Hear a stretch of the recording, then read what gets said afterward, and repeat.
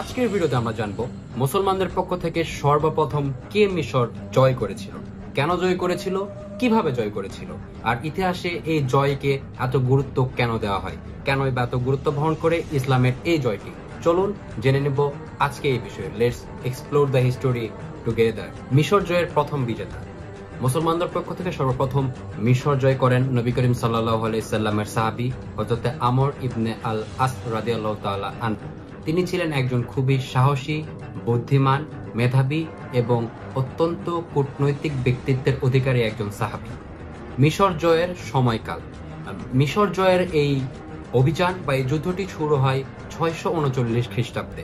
দীর্ঘ 4 বছর রক্তক্ষয়ী যুদ্ধের পর জয় করা হয় সমগ্র মিশর এবং মিশর বিজয় করা হয় 642 খ্রিস্টাব্দে। এবং এই বিজয়টি আছে খলিফা হজরতে ওমর ইবনুল খাত্তাব রাদিয়াল্লাহু তাআলা আনহুর শাসন আমলে এবং তৎকালীন মিশর ছিল রোমান এবং বাইজেন্টাইন সাম্রাজ্যের অধীনে। আর বাংলাদেশি মানুষ যে বয়সে মৃত্যুবরণ করে সেই বয়সে সাহাবী রাদিয়াল্লাহু তাআলা আনহু তিনি মিশর জয় করেছিলেন। অর্থাৎ তিনি যখন মিশর জয় করেন তখন তিনার বয়স ছিল 69 থেকে 70, যেখানে কিনা 2025 সালে বাংলাদেশের মানুষের গড়ায়ু 74 বছর। এখন জেনে নেই কিভাবে জয় করা হয় মিশর। হযরত আমর ইবনুল আল আস রাদিয়াল্লাহু তাআলা আনহু শুধুমাত্র 4000 মুসলিম সেনা নিয়ে মিশরের দিকে অগ্রসর হন। এরপর শুরু হয় যুদ্ধ। প্রথমে মিশরের ফার্মা অঞ্চল জয় করেন তারা, পর জয় করা হয় বিলবেইস। এখানে সীমাবদ্ধ ছিল না ইসলামের জয়। এরপর ধাপে ধাপে এক এক করে মিশরের সকল গুরুত্বপূর্ণ এলাকা দখল করে নেয় মুসলিম সেনারা। পর যুদ্ধে আসে সেই কাঙ্ক্ষিত মুহূর্ত যেটার জন্য অপেক্ষায় ছিলেন মুসলিম সেনারা। এরপর ঐতিহাসিক বিখ্যাত ব্যাবিলন দুর্গ অবরোধ করে মুসলিমরা, যেটা কিনা ছিল রোমানদের প্রধান ঘাঁটি।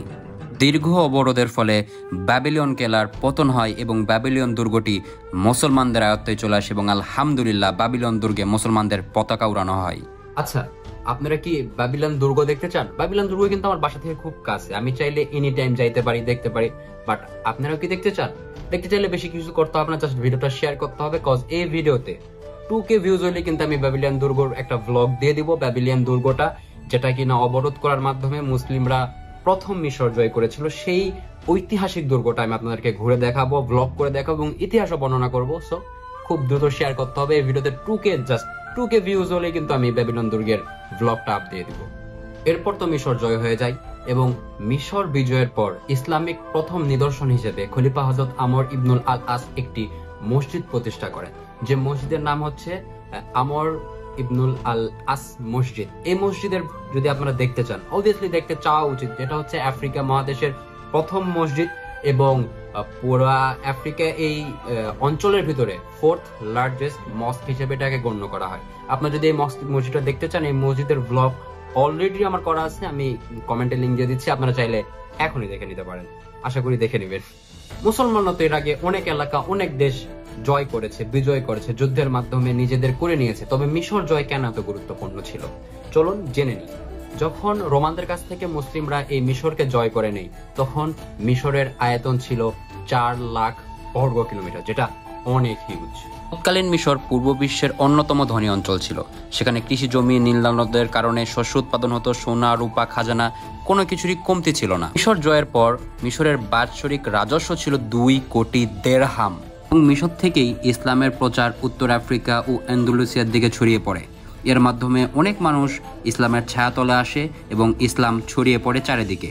এটি ছিল ইসলামের ইতিহাসে মুসলিমদের জন্য কৌশলগত সামরিক বিজয়ের সবচেয়ে বড় এবং অন্যতম একটি। সো গাইস, আজকের ভিডিও এই পর্যন্তই। দেখা হবে আবার নতুন কোনো ভিডিওতে। আর ভুলে গেলে কিন্তু চলবে না, আমাদের পেজে কিন্তু অলরেডি একটা গিভওয়ে চলতেছে, ইনস্ট্যান্ট গিভওয়ে, ঠিক আছে? তো সেখানে যে কমেন্ট করতে ভুলবেন না, আর কমেন্ট করে জিতে নিন আপনার গিভওয়ে প্রাইজ, শেয়ার করে দিতেন ফ্রেন্ডদের মাঝেও। আর always stay with Zakir on the no to skip and never forget to like, share and subscribe. আবার দেখা হবে নতুন কোনো ভিডিওতে, নতুন কোনো অজানা ইতিহাস নিয়ে। আর 2K ভিউ হয়ে গেলে কিন্তু ব্যাবিলন দুর্গের ভিডিওটা আমি আপ দিয়ে দিব। So never forget to share. Okay, দেখা হবে এবং নিজের জায়গা থেকে নিজের জন্য নিজের ধর্ম পালন করুন। দেখা হবে নতুন কোনো ভিডিওতে। ততক্ষণ পর্যন্ত ভালো থাকুন এবং most importantly Zakir on the ওয়ের সাথে থাকুন। আসসালামু আলাইকুম।